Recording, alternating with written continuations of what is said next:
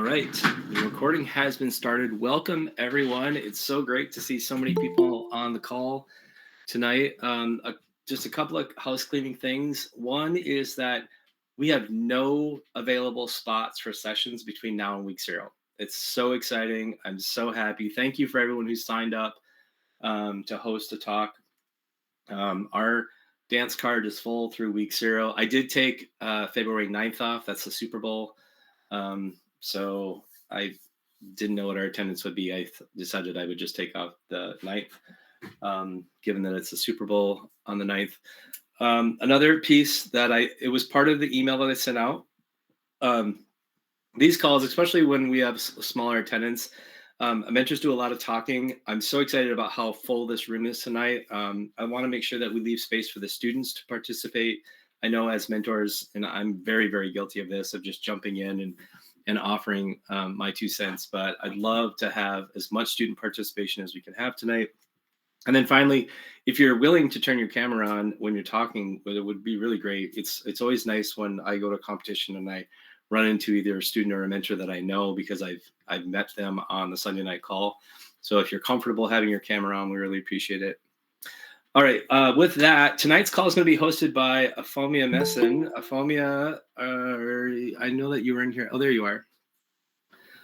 So Afomia is on the team on KnightKrawler. I will let her introduce herself, and she's going to facilitate our conversation tonight. Hi. Okay, can everyone hear me? Because I have to switch to my phone. My laptop microphone doesn't work. Okay. I'm Afomia. I'm on Team 2052 KnightKrawler. This is my second year on the team, and right now in the Autonomous League. And there's a lot to talk about today, but I kind of wanted to start talking about with optimal scoring strategies and what people are considering about scoring either of the game elements and where they're scoring. Do any other teams want to hop in and talk about what they think about the scoring or the points this year?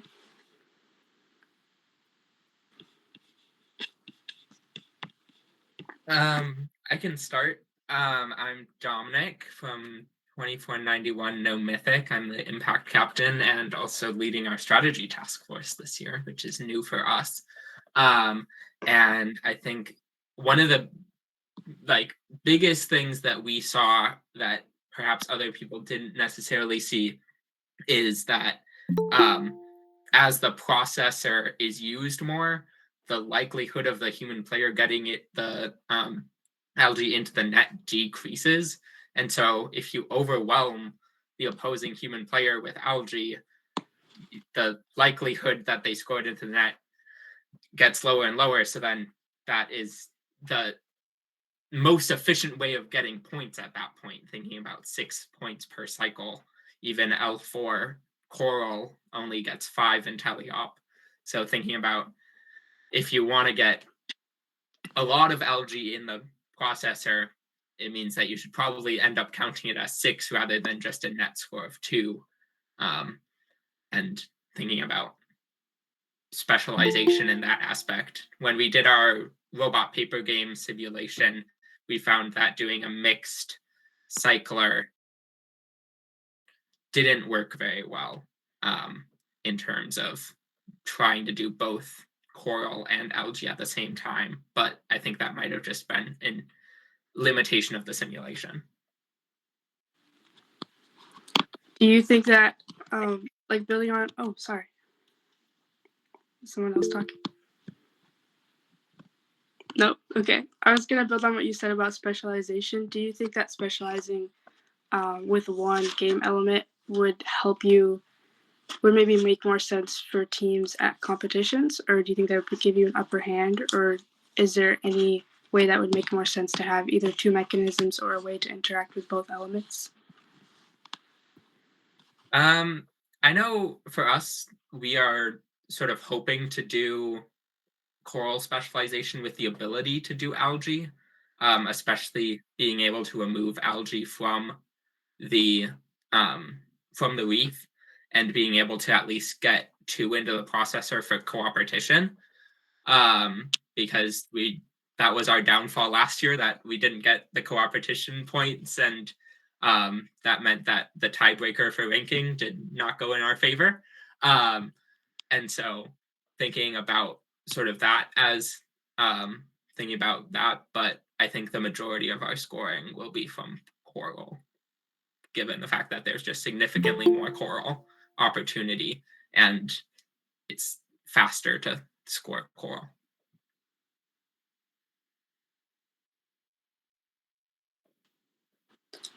Is your team or are other teams thinking about trying to score algae in the net rather than just in the processor because of the net 2 points versus net as in like 6 minus 4, not in the actual net, versus getting 4 for sure if you score with your robot? I'm from team 3277. I've listened to some other groups like the Fun Network and what they talked about, and to me it looks like scoring directly into the net just doesn't seem like it's worth it. It's like, I mean, trying to shoot those big yoga balls is going to take up a really big component of your robot when you can drag them over to the processor, and if you get enough in the processor, like No Mythic was talking about, you can start to gain a lot of net value off of that if they can't get it back up to that barge.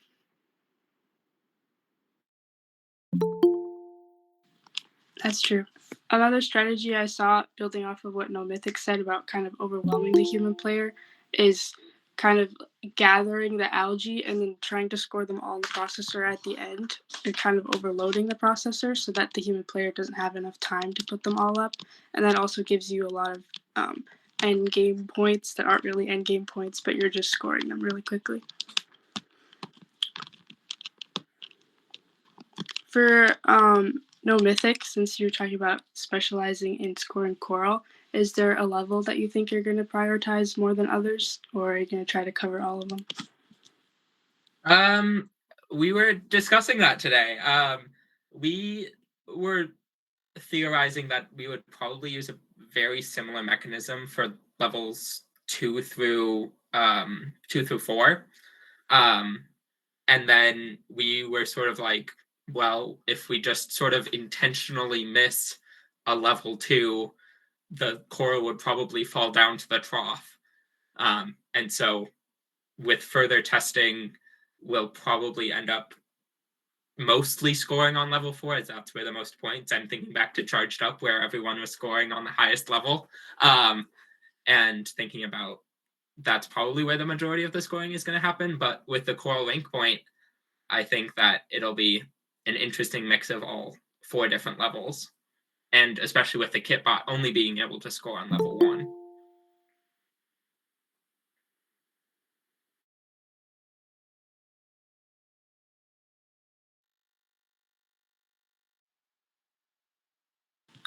I'm seeing some comments in the chat about the different algae balls. I just saw that this morning, but are teams thinking about how to get around that yet, or have any other teams noticed that difference?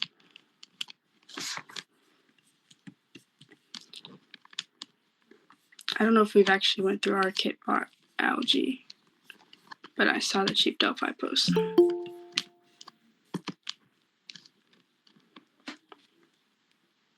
I think another thing we were talking about is because there's so much coral, is it going to overload the field or in any areas that we think there's going to be a lot of robot traffic, particularly out of the human player, the area where you're getting the actual coral. What was it called? A coral. I don't remember what it's called. Your coral station. For building off of that, what are teams thinking about ground intake versus human player intake for coral?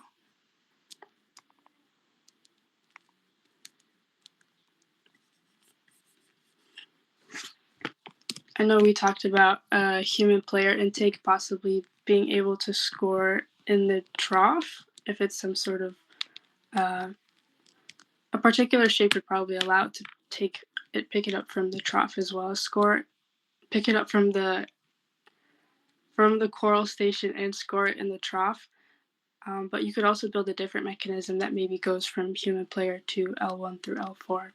But what are teams thinking about in terms of pickup for coral? I'm Paul from Team 2502, Talon Robotics. One of our major designs is simply having a ramp with active wheels at the bottom that we'll be able to pick up coral from a human player station. This will all be mounted on an elevator, and we'll be able to score L2 through 4 very easily. And with slight adaptation, we should be able to score within the L1. Yeah, I mean, with the coral scoring, what it immediately made me think of was the corn from Coin Conundrum. They are pretty similar shapes. And so like thinking about like how does that work? Paul, your design made me think back to what KnightKrawler did with the elevator with the star wheels. And I wasn't there for prototyping today, but I think that a similar mechanism, thinking about some sort of elevator, we just got a bunch of new elevator parts over winter break, which was really lucky of us. And so we're probably going to end up doing some sort of elevator design as well. From Team 3277, we've been looking into doing an elevator, and we thought, picking off the ground allows you to have your human player throw a bunch of coral down the ground, and it's with there only being able to have one defense bot that basically stops any kind of defense on you. But we've also looked at, since there is 2 substations, even if there's one defense bot cutting off one substation, you're still able to get into that other substation. So being able to pick up from the human player seems like the best way to do it, because it seems like it's gonna be faster and easier to pick up from the station and drop and get really fast cycles like that.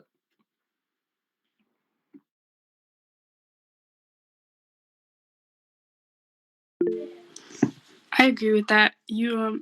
Simon's got their hand raised. You can go quick. Oh, I was going to talk about a different topic, so you should go. Has anyone thought about having 2 manipulators, because the 2 different game pieces are 2 different sizes? Because that, unless you're doing some clamp that can clamp onto both of them, because the ball you have to shoot up into the net or put into the processor, which the processor's low and the net is really high, so it's kind of difficult to get it in there. So you got to pick one or the other, or just have a way to bring it to all the levels.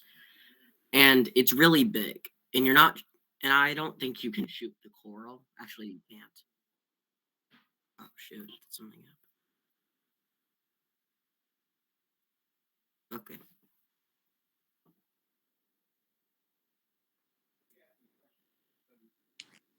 Can you hear me? Oh. Sorry, I was going to say, I think you can shoot the coral if you're in your reef zone, but I saw some discussions about whether that's something that teams would even attempt to do, or where they would try to kind of shoot their coral. Yeah. I anticipate it's going to be something similar to 2023, where some teams do it. I remember like Emperors did a cube shooting, and I think Gears also did a cube shooting robot, but I don't anticipate most teams going for it. I mean, shooting PVC pipe seems a little bit dangerous compared to inflatable cubes. Binary Battalion shot traffic cones that year, and we're pretty good at it. If anyone's going to do it, I bet they'll do it. So I also had a question to go off of Simon. We're both on Team 2530 Inconceivable, and my question is, like, with the having 2 different manipulators, in thinking back to 2023, a lot of people did, several people had the dual manipulator that could do everything because they were similar sizes. And I'm just wondering about any other teams thinking about doing a manipulator that can do both together.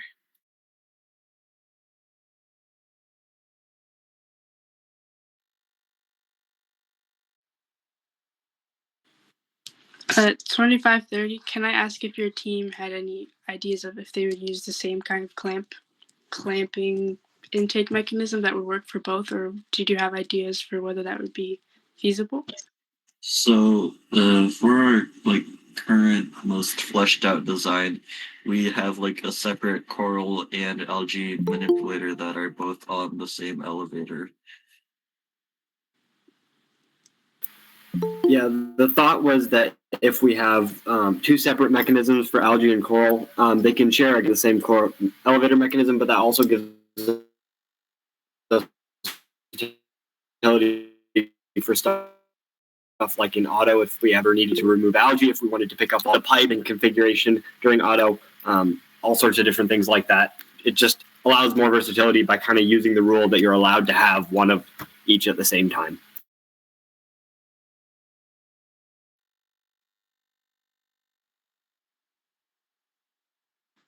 I have a question about your design. Did you plan on placing the algae on top of the bridge with that elevator? Or what is the max height that your elevator might reach? We don't really have any current plans for placing algae on top of the net, aside from maybe shooting in the future, which I know is really probably going to be a nightmare. We haven't really considered the net as a scoring opportunity. All right, thank you.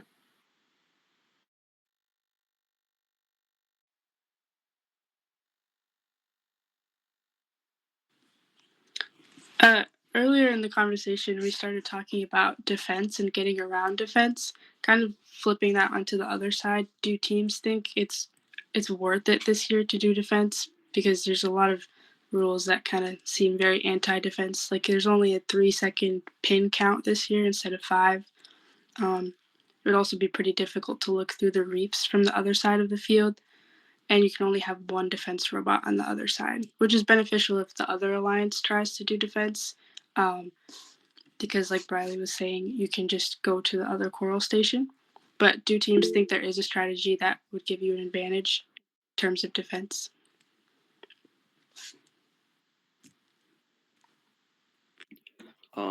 I feel like your real strategy for defense is honestly having a really low drivetrain and just being able to push people. Because there's no safety zone in the coral pickup, you're allowed to push people around there and mess with their intakes and mess with them being able to pick up coral. And that's kind of the best way to play defense. Now, do you try to stay at just one substation and force all the traffic to go to one side, or do you try to bounce back and forth as a strategy that I think will develop as the weeks go on and kind of see deeper into that? Do you think having a robot on your alliance trying to do that over trying to cycle either coral or algae is better? I feel like personally, I think it'd be faster cycle times and not worrying about trying to play defense unless you have a partner that you know and they've proven that they can really play defense and it can be helpful for an alliance would be the way to go.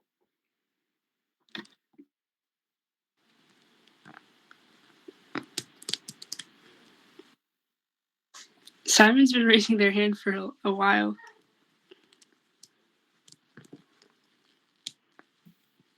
I don't really think defense is very good unless you have opponents that are very weak to it. Like, I'm new to the team, but I heard we had a good arm, but we couldn't clamp onto pieces very well with it.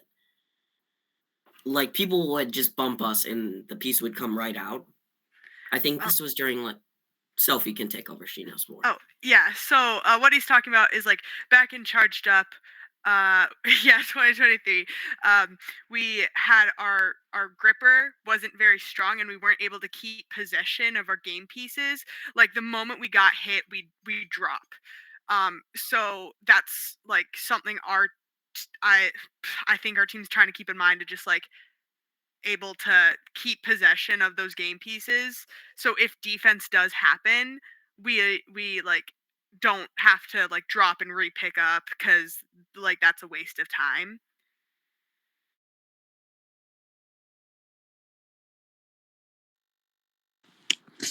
Scott, what were you going to say?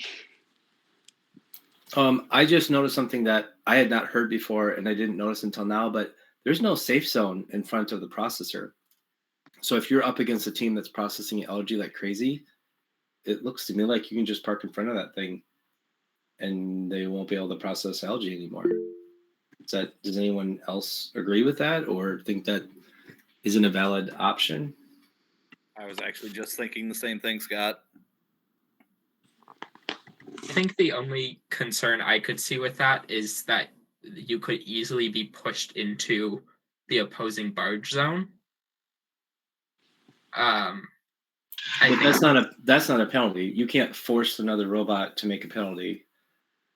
But if your robot is parked in front of the processor, and the opposing robot comes into your side and hits you into the barge, I don't think that's you can't push somebody into a safe zone to force them to incur a penalty. I don't. Okay. I mean, maybe so. Do we have any referees or any people that are on the field? They can still shoot the algae, though.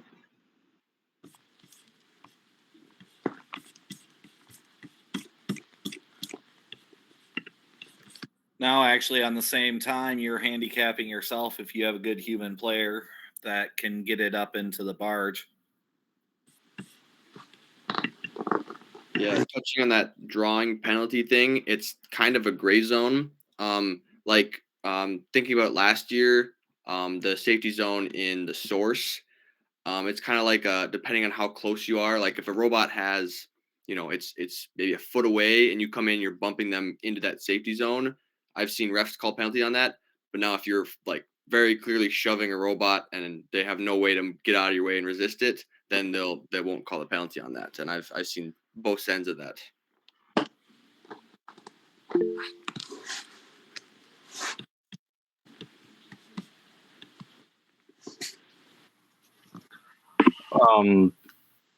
I'd estimate that the algae is probably going to be focused on early game, clearing out the reef so that you can leave room for coral, and that a lot of teams will kind of start out with that and then pivot onto doing coral for a lot of their cycles. I feel like you can achieve a lot faster points just cycling those as fast as possible, and that it would be pretty easy if a team just kind of parked defensively against the collector to just pivot over to that faster if you needed to. Would be kind of my take.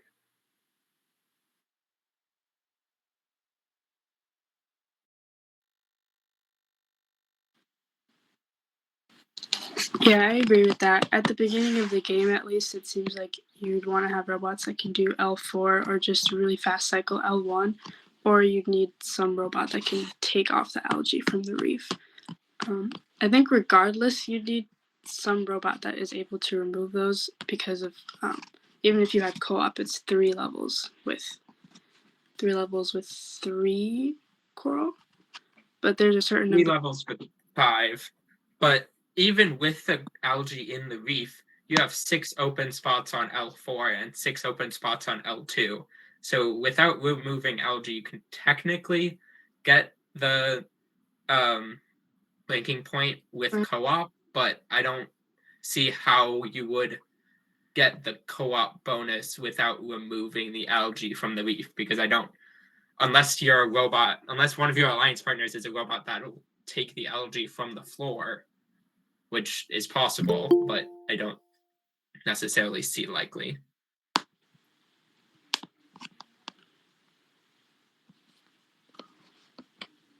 So do you think ground intake of algae is not something that we're going to see? Or at least I think we're going to see it, but I don't think it's going to be a main focus, especially in early game. I think a lot of algae bots will be able to get the algae off of the reef. But then I definitely think a good algae bot will have a floor intake and being recycling the algae that the human players are missing from the nets, from the floor.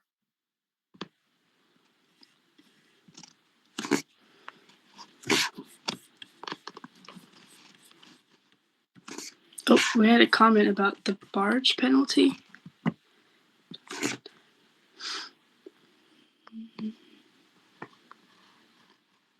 I think the barge, I think more so it said don't contact an opponent robot inside the barge. But I don't know if you'd get the penalty like we were talking about earlier for just crossing into it, or the danger of doing that if you were protecting at the processor. My only point on that is going back to the LG processor. In the past, we've seen penalties come up if you're in a protected zone and touch an opposing robot outside of that protective zone. That's all I was trying to point out.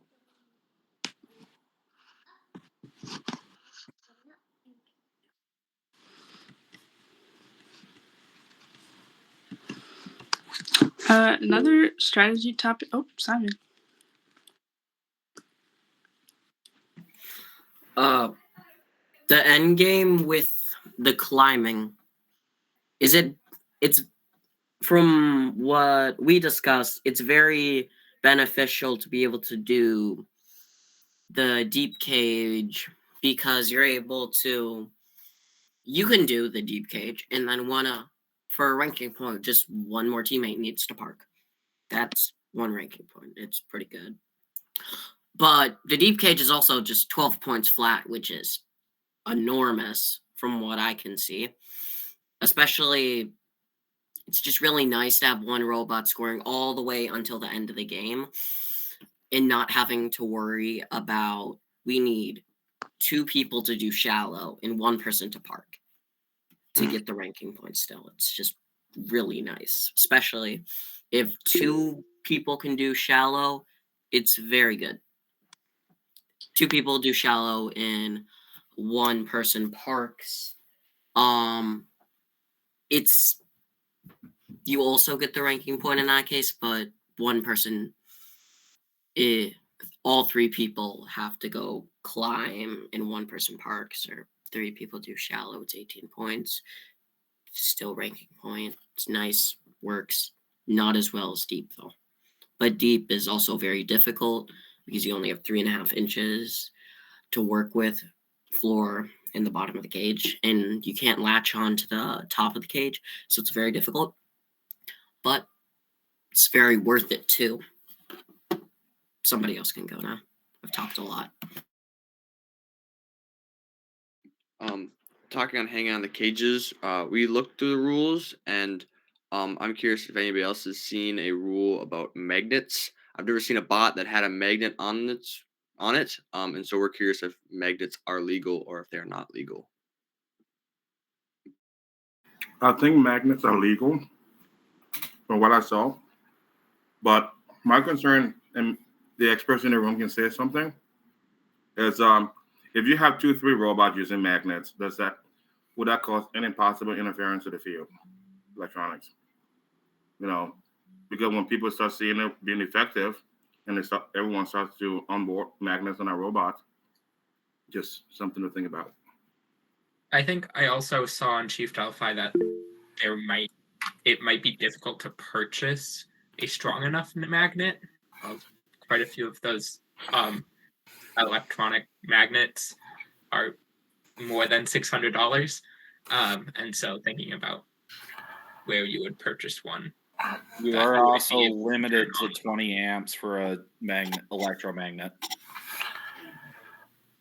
One of the things that we talked about on 2530 that we haven't really fleshed out yet was possibly using magnets to align the cage if it's swinging, to just grab onto the cage, not necessarily for climb and having a completely separate climbing mechanism, but just so that we can handle the cage and make sure that we're actually able to do it in a reasonable time.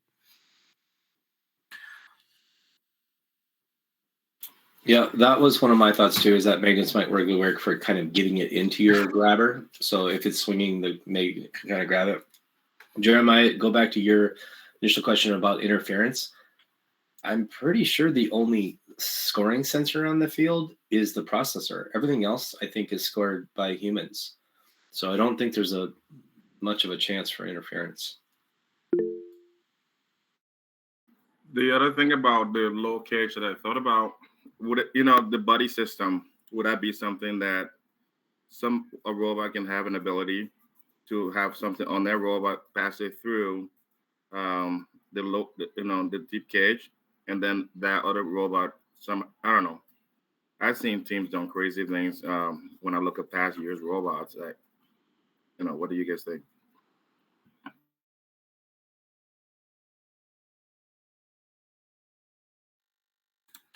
I think it's very much possible.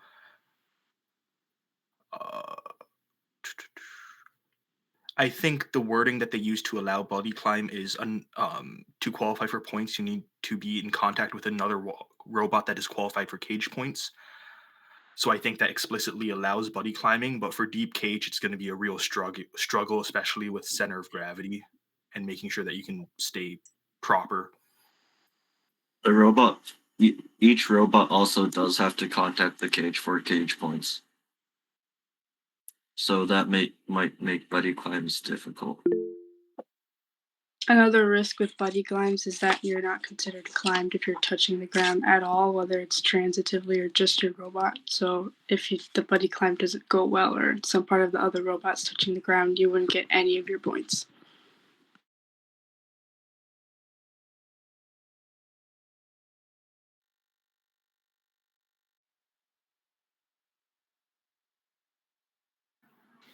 I have a question. So, is that a penalty if a robot were to during the and pardon me if they went over this, I just haven't had much time to go through this weekend. If you had a robot that had augmented pieces that will interfere with the other teams being able to easily climb, you just go on inside and just position yourself in a way that it'll mix them, or you shake the cages and just create a host of nightmare for them to easily climb. Would that be a problematic? No. Touching the other alliance's cages is penalized. They changed the wording from tech foul to major foul, so it's a major no.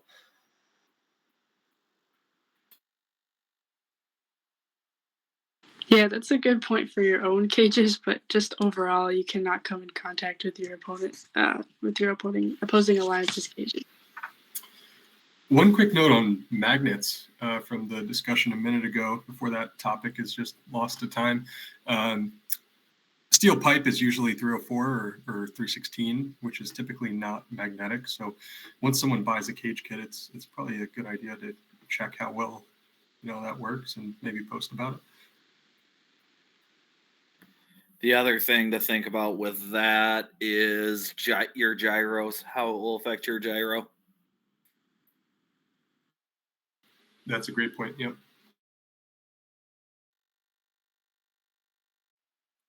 Speaking of gyros, I think one thing that we definitely noticed was how many April tags were on the field. 22. How much automation are people expecting to see this year? We're hoping for quite a bit, given the limited amount of defense that can be played.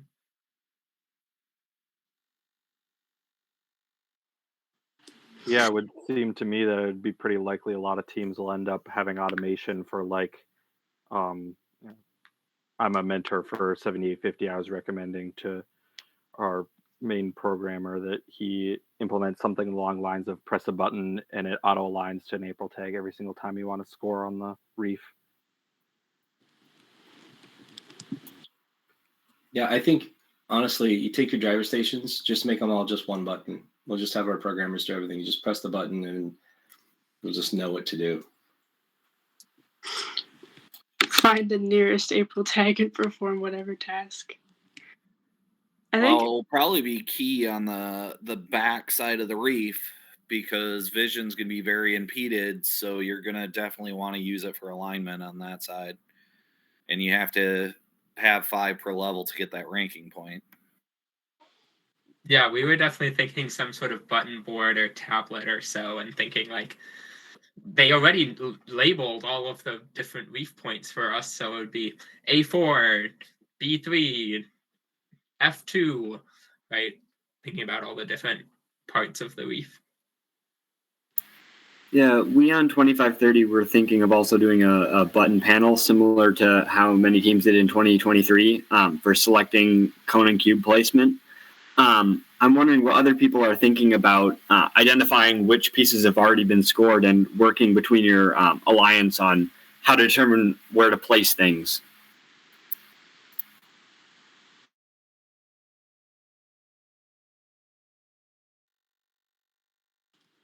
I think that's going to be a lot of in-game conversation, probably between coaches, especially because it might be unpredictable.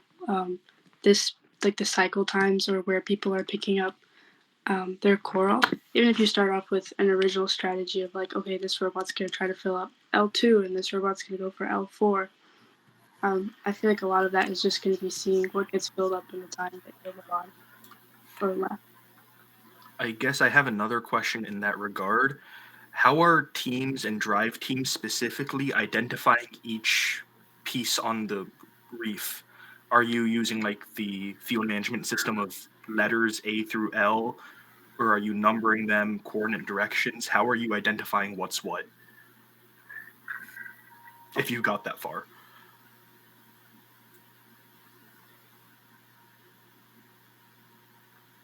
I don't know if we've had a major conversation about that yet, but I feel like in general it would probably be good to keep referring them to the official names and letters, especially because then when interacting with other teams, you could kind of refer to them with the same name, assuming that everyone's going to use. But there might be like a better strategy people think of for auto or for things like that make more sense within their team. I also know that at least I saw one Chief Delphi post which was using vision to identify which pegs had coral on them. I don't know if that's necessarily going to be happening in Minnesota, but I think our programming team's probably going to try it, knowing them. And so thinking about increasing automation even then, thinking about how we can coordinate with alliance partners, trying to have the robot able to identify where it can place rather than relying on humans for that. And that would be really helpful on the other side of the reef as well. Not trying to find the right moment to place it just on the reef, but figuring out where it makes the most sense to place it. Going back to what we were talking about with drive team and communicating between drive teams, what do people think about the skill required to be human player? Are people changing the requirements to be human player or to sign up to be human player this year in their drive teams? It's sort of out there, but we were thinking some sort of stilts or platform shoes. I mean, it's only 8 feet tall, so if you have a 6-foot human player, that's not that difficult. And so that's what we were thinking. Like one of our teammates got one of these nice purple sparkly cowboy boots. So we were thinking something like that. Okay, so you're gonna maximize everybody's height on the other side of the people. Okay. I have a general question about human players as well. What are other teams thinking about wanting their human player on, the like source coral feeding station versus on the processor? Because I know that with the two orientations and also maybe the variety of different coral intake systems, what do you think about having your human player on intake versus processor?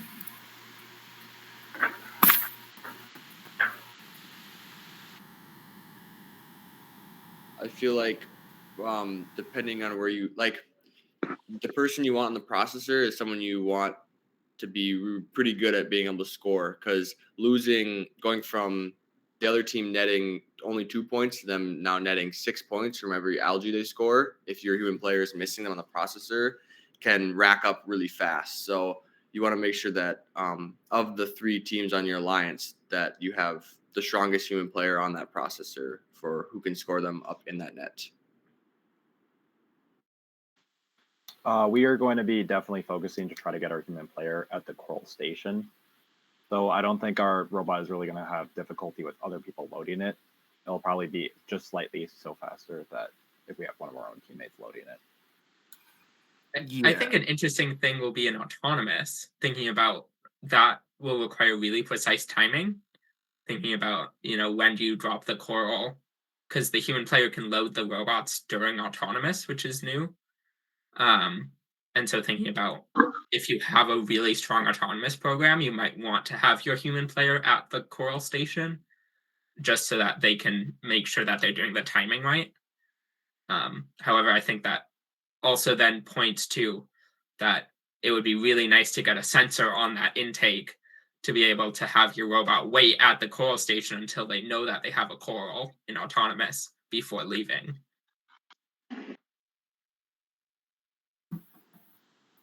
Another thing with autonomous, depending on how much you can score on the different levels of the reef, it might actually not be worth it to score during autonomous because the points are down. Because on L4 branch during auto, I got it mixed up. Oops. Bye. Pretend that never happened. Well, Simon, I'll follow on top of that. I will share that I'm pretty disappointed with the autonomous scoring this year. First is not incentivizing teams to be awesome at auto, and I think that's really unfortunate for our programmers. It's just not advantageous to be an excellent auto team. And I also am very disappointed that in order to get your autonomous ranking point, every robot has to move off the line, and that almost never happens at week 1. And so I'm very disappointed about that too. Is that, personally, my philosophy is that ranking points should be possible if all your robots are pretty good. They should also be possible if 1 or 2 of your robots are awesome. And this is not the situation for this auto. If you have one robot that doesn't move, you cannot get the autonomous ranking point, no matter how good your other 2 robots are. I'm disappointed by that. But I agree with you. I think what you were going for, Simon, and maybe you misspoke, maybe you didn't, but I also agree that autonomous isn't worth enough points for scoring in auto compared to scoring in teleop. I think that's unfortunate as well. One thing I have seen though from Team Rembrandt's is that they're at least they're planning autos to just nudge allied robots off the line. Thinking about if they don't have an autonomous that can move, their robot can move it for them. It could be one way of having, if you have 2 good robots that have an autonomous, you can have one robot nudge the other robot that doesn't have an autonomous, and you can have the third robot score the coral. That would be one way of doing it. We did that in 2020, but do you just have to move off the line, or do you have to move into your play zone? You just need to leave the line, is my understanding of it. Yeah, then we will definitely be doing another bump auto like we did in 2020. And for all the teams that are planning to do good autos, definitely build yourself a bump auto. Yeah, I was going to say, I think that's something that we saw a lot in 2018 as well, when that was a similar auto rule. From what I heard about that rule, and I thought was kind of interesting, is it kind of helps to encourage teams to collude with your future alliance partners.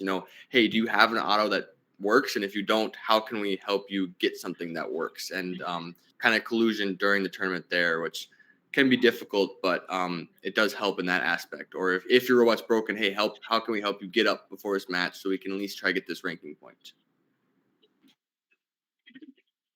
There is one word added into that I think is huge. It says every enabled robot has to move off the line. So if you have a robot that's not going to work at all, it doesn't have to move off the line if it's not enabled. That's a question that I had, was could you just stop on the line, and does that count as not enabled? I don't know all of the rules surrounding that. That's a good Q&A question. I did notice that too, David, but I was thinking at it from the point of view of a robot just can't get on the field. They're broken. That you got a 2-on-3 situation. Now the 2 robots could still get the autonomous point because your third robot didn't show up. But my assumption is if they're on the field and light's blinking or has been blinking, maybe. But that's a great Q&A question, Dominic. I would encourage you to submit that. Reading from the rules, it says autonomous stop button, located on the right side of the driver's station itself, is used to disable a robot during auto. That does say to me that it's disabling it. So it seems likely that that would actually be a decent strategy if you want to guarantee that auto point.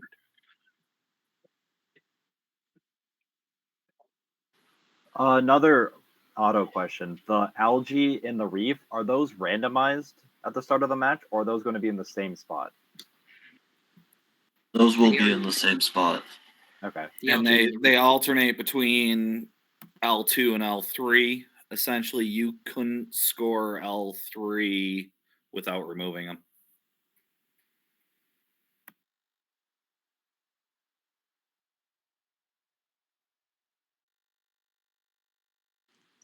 We've had someone raising their hand for a while. The name says Doctor on my screen.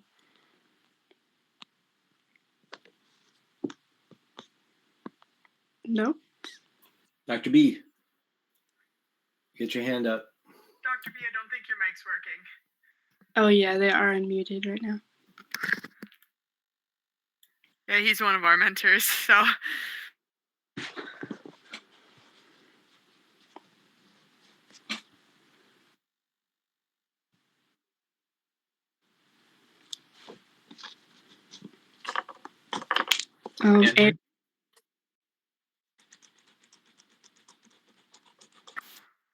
Yeah, so our team has never used a linear elevator before.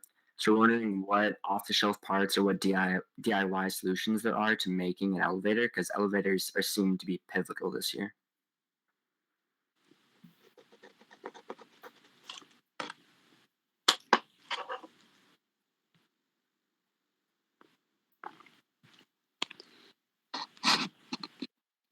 I'm in programming, so I wouldn't. We also haven't. Oops, sorry. Oh, my bad. I was just gonna say that we also haven't used an elevator in recent years. 2530, and we've in the off season into getting more elevator stuff. Some of the options we've looked at is there's West Coast Products has elevators, of course. Rev they have released a new elevator kit this year as well that allows for like a nice low profile sliding elevator. And we ended up with Swerve Drive Specialties elevator bearing blocks as well, which are also kind of a newish thing. And also Thrifty Bot has a lot of good elevator options. So I think most of those are in stock still. So there should be a lot of good off-the-shelf elevator options this year. Yep, and go through and familiarize yourself with the instruction manual when buying, just to make sure you're buying all the components that are necessary to do the full elevator. A lot of times you can get the bearing blocks separately from the rigging stuff. So make sure it's a deep dive sometimes, just looking at that documentation and try to understand how it all goes together. But a lot of components, but I definitely recommend when it comes to the bearing blocks, making a purchase of a COTS item versus trying to make those yourself. I know 2052 just 2 years ago for 2023 used an elevator. Scott, do you want to talk a little bit about that? I don't remember what you used. I'll let Nate talk about that. Nate's one of our primary build mentors. Yeah, so we used, I think it's one of the kits from Andy Mark. I forget which one. I think they actually have some newer ones out since then. But I think the Swerve Drive has a new one that looks nice as well, that really uses clamping with some blocks that go inside your extruded aluminum. Ours required more of where you cut the aluminum and apply gusset plates to the 4 pieces that make up each stage. And you'll want to do a good job of making sure that those are all the same length and square. And then you rivet those together where some of like looks like the swerve drive is just more like bolts together, which may be more convenient. We then used a lot of different ways to rig an elevator. You can do continuous or cascade. We've done cascade more recently, since you can drive the first stage with a chain, and really then the next stage or the carriage is then pulled up or driven with some cord, based upon how it's affixed to the other stage. So that's what we've used in the past, but there's a lot of different options. There's some good videos on YouTube from some teams on elevators. So yeah, I mean, this game with all three or each level being in a line kind of is making sense to elevator versus an arm, but definitely do your homework. But right, if I would recommend sooner than later ordering elevator parts if that's what you're looking to do.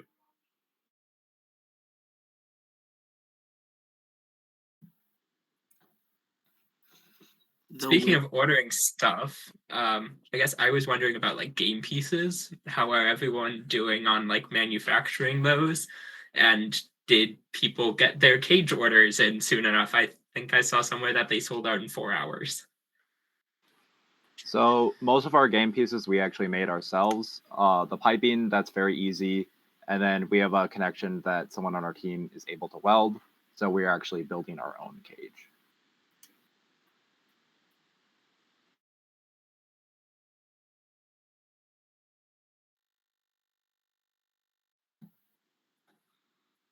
The amount of weight you can have has went down from 125 to 115 with the that's without bumpers and battery, but with them, because bumpers I think you can have at max like 20 pounds, and then a battery is like 10 pounds around there. The 135 weight limit is without battery.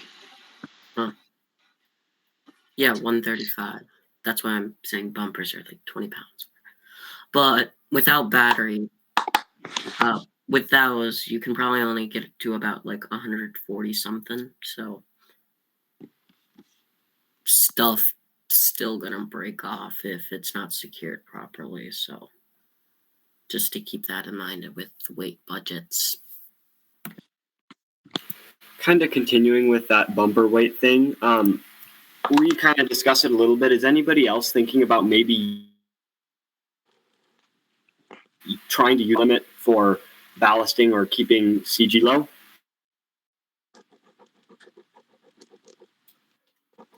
I think you cut out a little bit there. Can you say your question again? I think. Oh, sorry. Is it better now?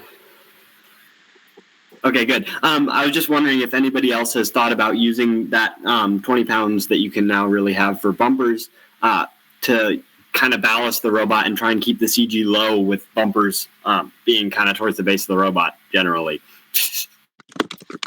I think that's a valid strategy. In fact, the Fire Bears have been a team historically that made very heavy bumpers for specifically that reason over the years.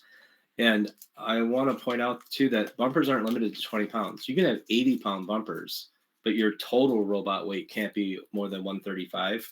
So that means you have a 55-pound robot without your bumpers and 80-pound bumpers. So you could go crazy with how heavy your bumpers are as long as they comply with all the other bumper rules that are on there. And I agree. I think it's a valid strategy. If you end up building a very tall robot, having a low center of gravity is definitely going to be advantageous.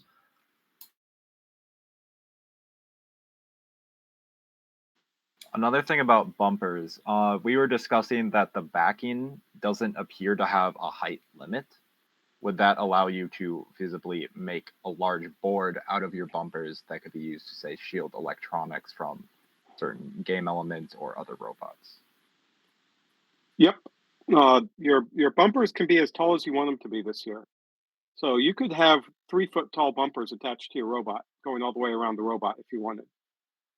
I'm not sure why, but it certainly is legal this year. You just have to make sure that you have that bumper zone covered in bumpers.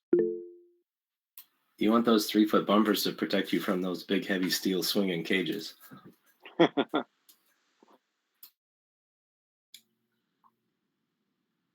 R408 says the weight with bumpers can't exceed 135 pounds. Yes, that's right. But you can take away your robot weight to get heavier bumpers. Okay, I understand what you're saying.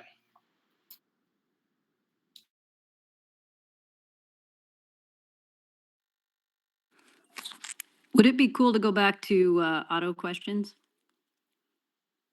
By the way, I'm not Dr. B. I'm Dr. B's significant other, also a mentor on the team. She's coach, I'm mentor. In any case, I'm wondering what I have two-part questions. Are you thinking of going for your game pieces after the ones that are staged on the field, like the little ice cream cones, with the ball on top and the PVC down below? Or are you thinking of going to the human player source? That's question one. Question two kind of follows from that because I perceive chaos from the algae rolling around during auto and wondering what thoughts people have about that. I think for us, we're probably gonna go for getting from the human player station, given we're not requiring our design to be able to pick up coral from the floor. And it's probably gonna be more well, I don't know. I'm not a programmer, so I can't speak on consistency, but I think that we're probably gonna go for the human player station, and that's what I anticipate many teams doing. Because yeah, as you said, the algae will be rolling all around, and that seems chaotic. As the programming lead for our team, my kind of plan in going into auto is it looks like we're not planning to do the ground pickup, kind of like No Mythic is. And it seems like picking up from the human substation will be more consistent anyways. And then as for aligning with the reef arms, thinking about using the April tag and then offsetting yourself on the either left or right side from there to line up on those. But that's just kind of our plans for it. I don't foresee the algae being a huge deal because although they are rolling around, yeah, the algae. Although the algae is rolling around, like the coral could be because those are a little harder. But the algae, I feel like if you hit it with your robot, they're just kind of gonna move out of your way, and I don't think they're gonna affect robot paths very much.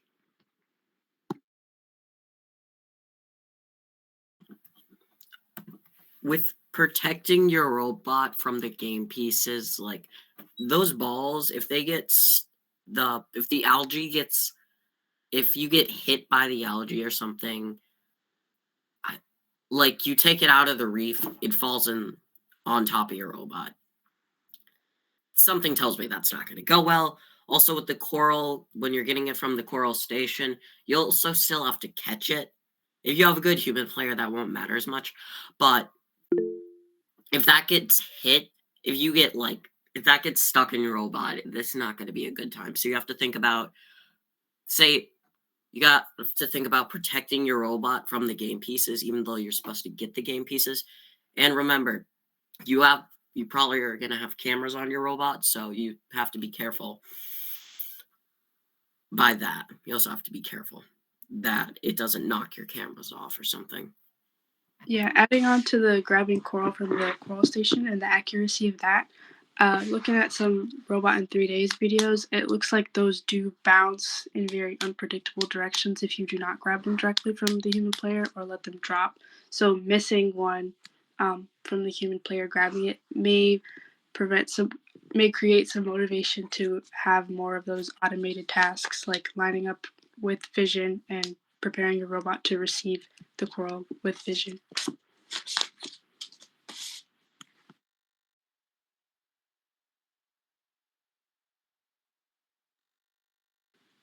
This is kind of going back pretty far in our discussion, but back when we were talking about having a pushing auto that would push robots off the line just to get the ranking point, and I saw Ben put a comment in the chat about how now that there's 6 ranking points, it might just be worth it to focus on the others.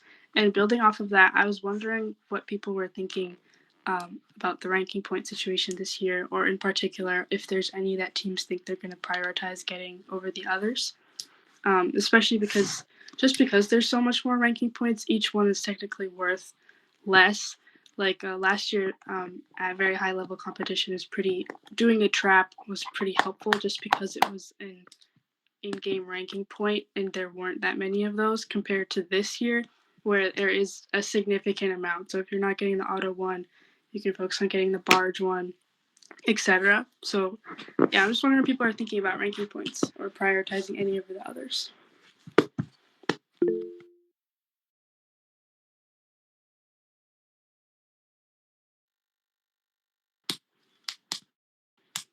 Simon or Luke, do you want to go?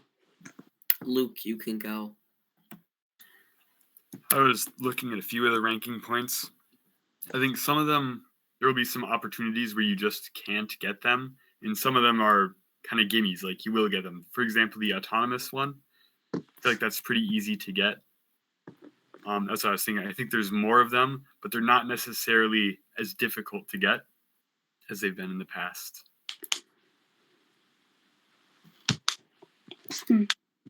With the Reefs ranking point of putting it on multiple different levels, 5 on each level, you probably want to start from the top to the bottom, but with the companion, with the friendship point, with putting 2 in the processor, making it easier to do the Reef one, and being better at tiebreakers, because those are tiebreaker points too. I think it's just a good idea to put 2 in the processor, even if you say if one person on your team can do the processor. I think it's a good idea for them to put 2 in the processor. So if the other team does it, you now have the friendship point, because it's now also beneficial for them to do the friendship point. So yeah, I you said about the tiebreaker, especially this year, because it's 3 ranking points for a win and only 1 for tie. It's a little bit more like proportionally detrimental to tie. So getting any of those points is a good idea. What's the other thing I was gonna say?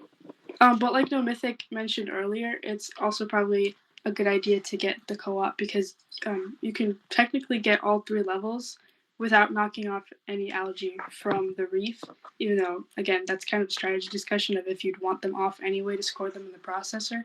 But yeah, I think doing co-op is going to be pretty important, helpful for everybody this year.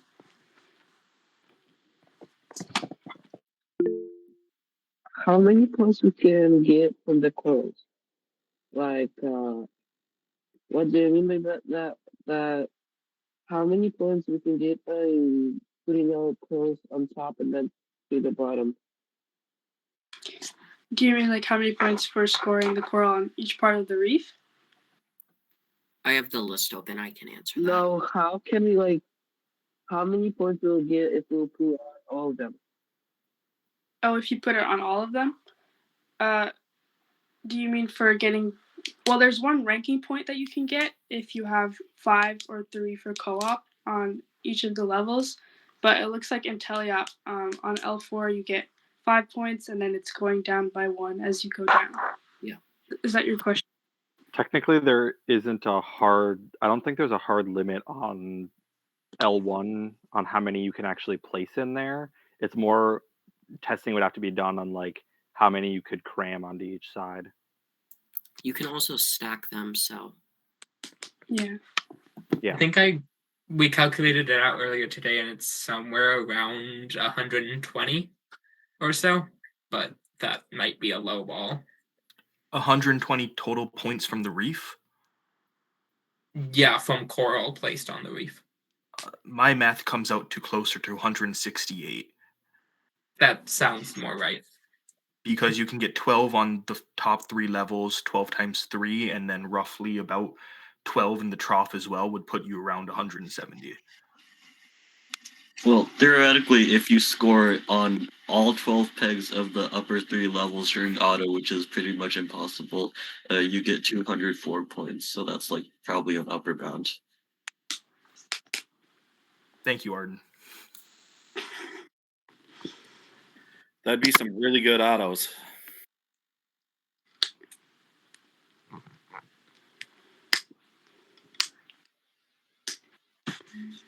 Does anyone else have anything to add to that? If not, I have a topic I would like to talk about. What are people's thoughts about drop frames? We are considering dropping to a 1/2-inch clearance on the bottom of our robot to the ground because there's legitimately nothing on the floor. There's not a cable, there's no cable runs, there's nothing obstructions. So the lower we go, the better we're gonna get for CG for endgame, and it's just, is there any reason not to? I want to see what other teams are thinking because we are most likely heavily considering it. That topic has come up in our Slack channel for design group of ordering parts to do the drop frame or making them ourselves. Yeah, we were looking at a chassis lowering kit, and I've seen a lot of conversations about that on Chief Delphi, especially just because your center of gravity will be lower. Might make it easier to climb on the cages. Also, in general, it would be harder to knock you over, especially if people are thinking about having a taller extension because of the no vertical extension limit.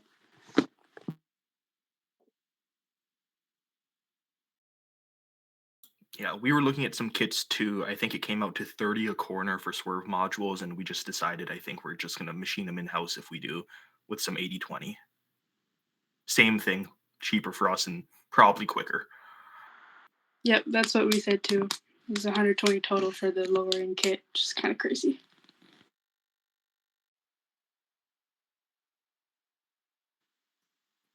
I had an idea for climbing that I wanted to ask if other teams were considering, which was I noticed that in the animation for the shallow cage, they showed a robot kind of grabbing onto the bottom to lift it up, and that way the center of gravity wouldn't.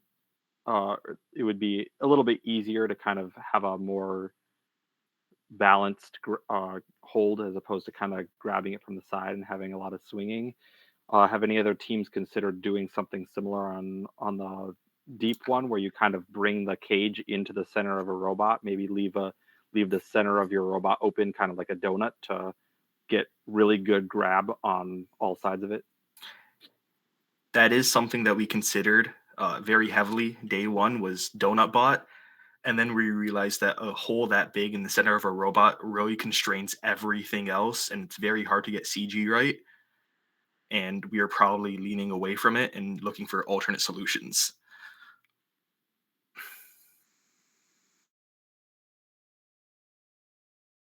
So we are still considering doing the donut bot. Also, I saw one thing: the Penn State RI3D team actually did pull this off without the rest of the robot. So we're still considering it. It seems like a very cool idea and should help with the center of mass. I was going to say, you only need to be off the ground. You don't need to be substantially off the ground.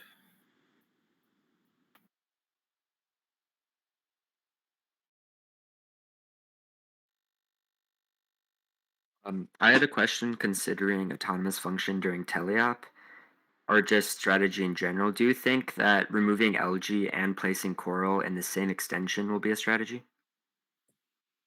Yes, that's something we are anticipating doing.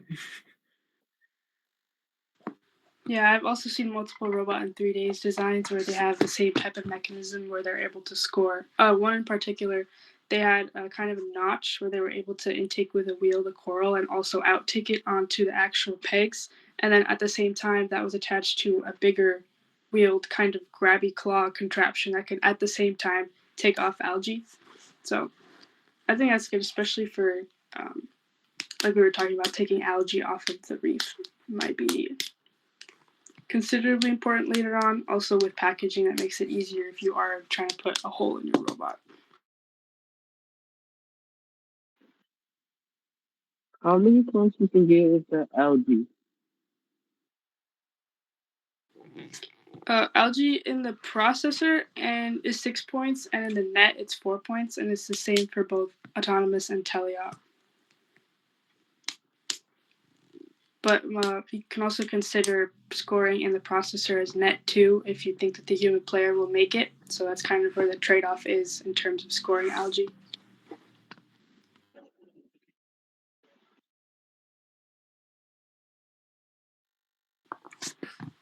Jaredon's been raising their hand for a while. The last topic. Sorry to go back, but for DonutBot, even if you get your, I have a question. If you have your robot perfectly balanced and you lift it up that 3.5 inches, if it tips during that 3 seconds and one wheel touches the ground, does that not count as a full climb? I believe it's assessed at the end of the 3 seconds, yeah. So that would count. Or I can go back and check the wording again. 3 seconds or when robots have stopped moving. So like if you tip over and then you settle on the ground within the 3 seconds, you probably won't get the points. It's similar to last year in terms of scoring. Yeah. You want to go for DonutBot, one-way latches are just going to be your best friend. There's no way around that.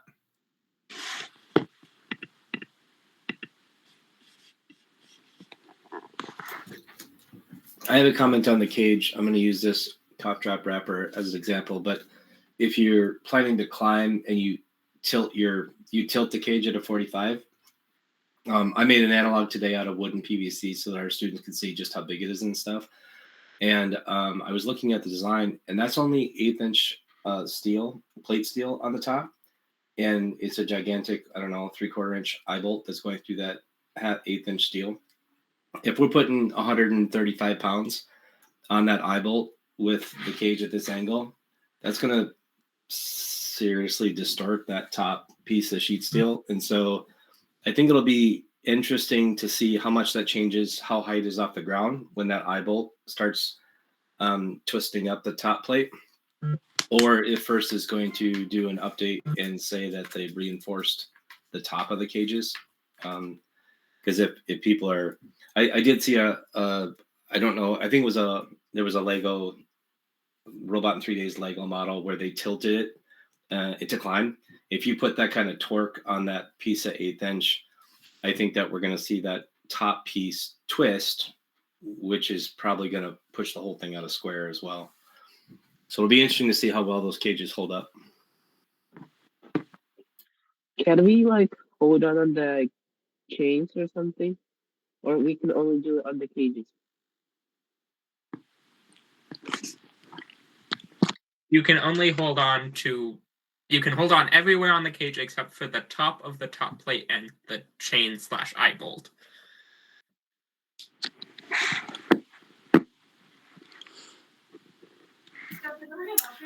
What is the benefit of having 2 manipulators versus 1 manipulator with the ability to store stuff? Because I feel like 2 manipulators is better because you can manipulate both objects at the same time. Like you can say with the elevators being able, with what somebody came up with us is we have 2 manipulators on one thing. We talked about this earlier, but having 2 manipulators, I think, is just better unless you're able to, because you can control both objects at the same time. Being able to store stuff, I feel like, is pretty good too, but it's not as good as just being able to manipulate both objects at the same time. If you have 2 manipulators, you have to take into account building both the manipulators and then where to place both manipulators. So it's the less of having both helps more. It's the how do we build and utilize both at the same time. And program and stay underweight.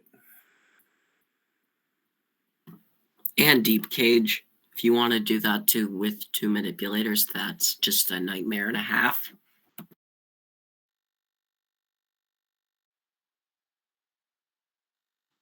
Not to mention, what is your like purpose of, I guess, holding 2 pieces at once? It seems to me like it would be fairly common that you're going to be wanting, like you're either going to be bringing algae to the collector or coral to the reef. It seems like it'd be pretty easy to kind of just focus on one piece at a time and still get very efficient with your cycles. I think one thing that at least I've seen is, first of all, the ability of people to hold 2 given the fact that they got rid of the momentary ruling, that it's now contacting two game pieces rather than controlling. It means that you're not going to get a penalty for trying to place a coral and accidentally hitting an algae. But I also think that there will be some teams who grab a coral from the reef station or from the coral station, place it onto the reef, retrieve an algae, place it in the processor, and then go back to the coral station, and that be their cycle, which you could also see doing that with both a coral and an algae at the same time. I don't know exactly how that's all going to work, though. I was thinking, while you're putting on the coral on the reef, and you grab an algae at the same time, obviously I think this would be a button on your controller rather than a human thing, because this just seems ridiculously hard. But it's faster, and faster in a 2 minutes and 30 seconds game is always good. That's why Swerve is so good, because you got to go fast. But being able to grab something while placing something at the same time is really good.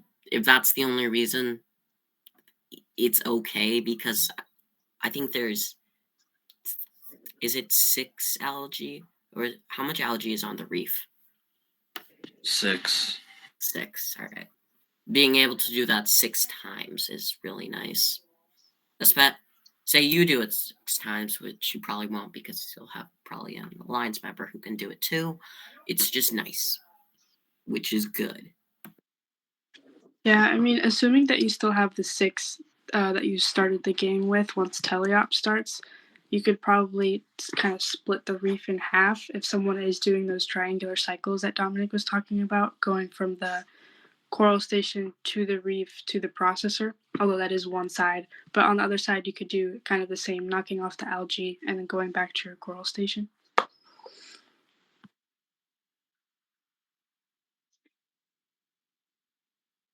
How many corals can we have, like, on our bot?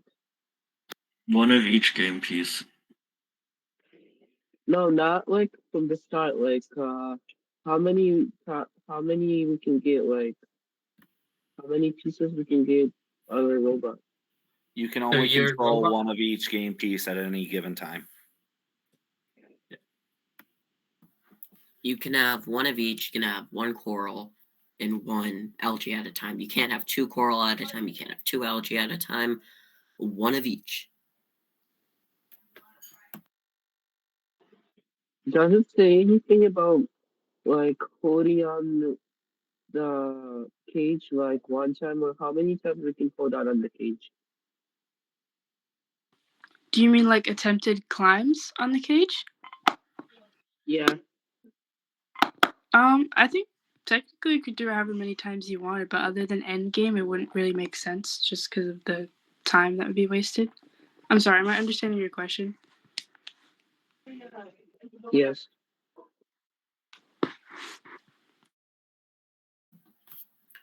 With having 3 robots that can do deep, would it be beneficial at all to do 2 deep and 1 shallow to make movement through easier?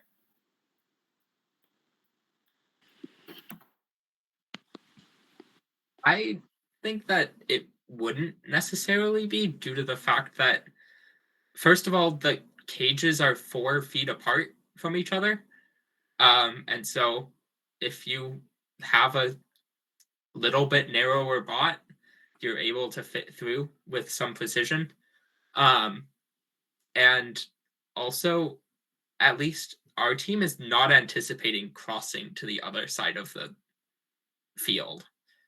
The only aspects that I could see where crossing to the other side of the field is helpful is defense and scoring into the opposing processor, and stealing algae. But our team is not anticipating going for algae as a real like scoring mechanism. We're probably going for algae mostly for co-op. And so we at least don't anticipate crossing over to the other side, and would not like to give up 6 points, which is the difference between a deep and a shallow climb. Now, Dominic, you actually just brought up a good point that I never thought of, so I haven't looked up. Can you score into the opposite side processor? I don't see a rule against it, and it's a sensor scoring it. And so the main reason that I see you would do that for is to force cooperation. Because unlike last year, the humans don't have any control over cooperation. And so I think at some people to force cooperation might do that. And it would allow for your human player to score into the net, but I don't really see why you would do that. Yeah, when I was reading through the manual, I also saw nothing limiting scoring in the opposing processor.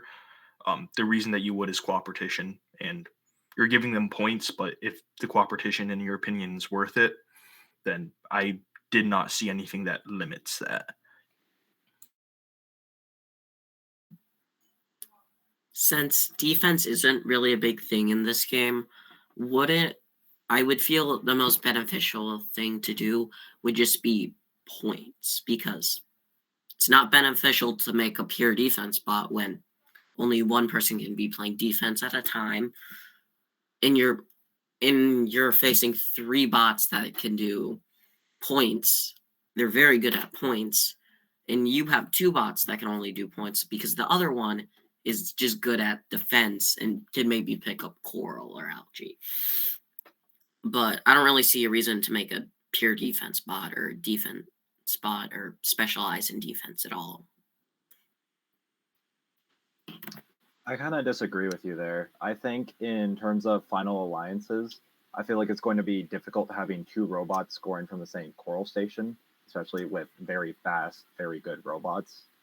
I feel also that defense is going to have a pretty pronounced impact when at the end of the tournament, you can send 1 robot, which can significantly delay cycles because there's no protection at the coral.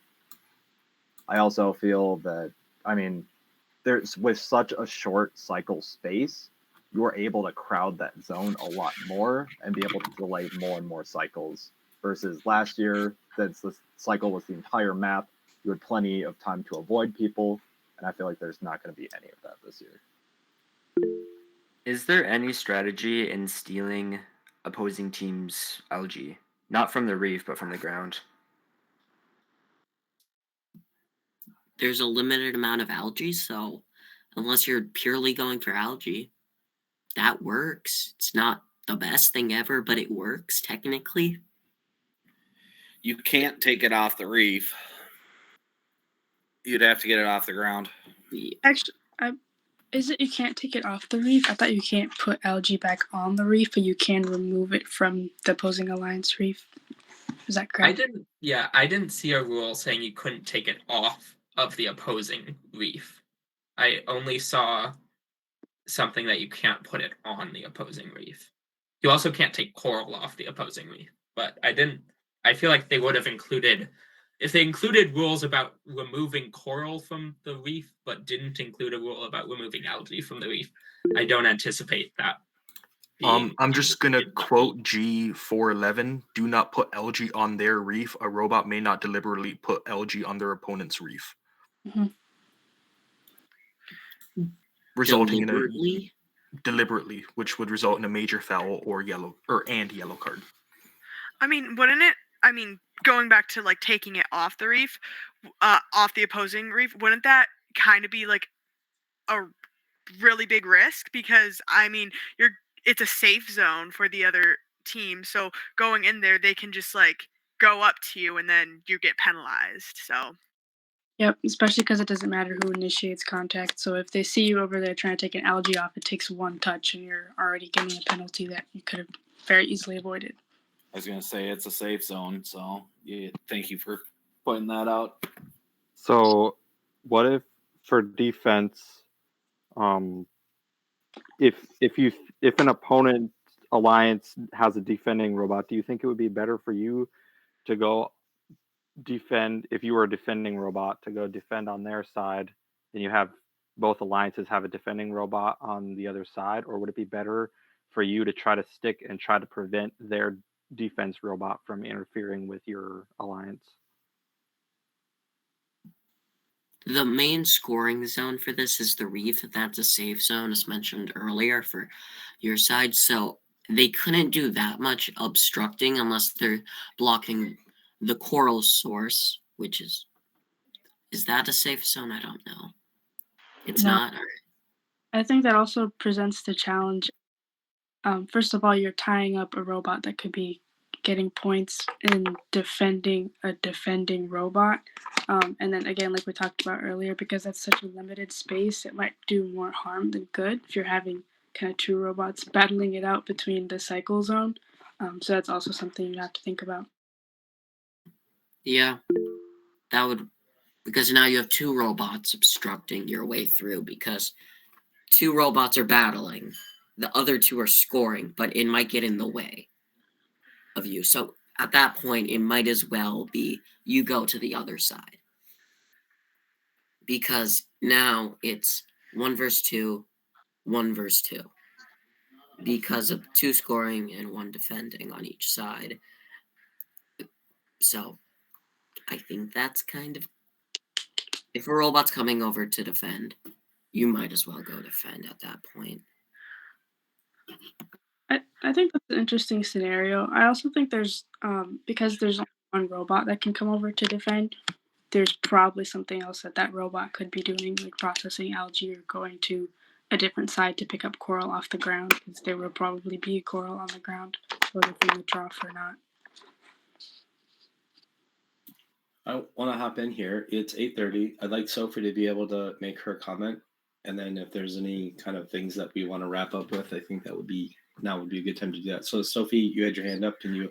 Yeah. So I was just also gonna comment on, so what it seems like is it's not going to be a very defense heavy game, but when you are getting into those final matches, there is going to be a bit more, especially like at least like probably one robot might be defending, because of like if it's just scoring, a team probably will want to go over there and defend the human player stations, to like avoid coral getting to the other team, is just something to keep in mind, is towards later matches and like the second day of quals and like finals, there's probably going to be more defense. Yeah, I think we've seen that in previous games as well. Leading up to higher level competition, teams start picking robots either specifically for defense, or that becomes a bigger part of the strategy, especially because it's going to be teams that are scoring more points in general. So anything that could lower that score on the opposing alliance side would be helpful. I was going to say, I think this is an evolution that we saw in 2019, though that game was a lot more congested than this is. You saw that second round be almost always defensive bots. Later in the state, later as the game evolved, just because teams could pound out a lot on their own, and the defense was really worthwhile for at least inhibiting their top robot to some degree.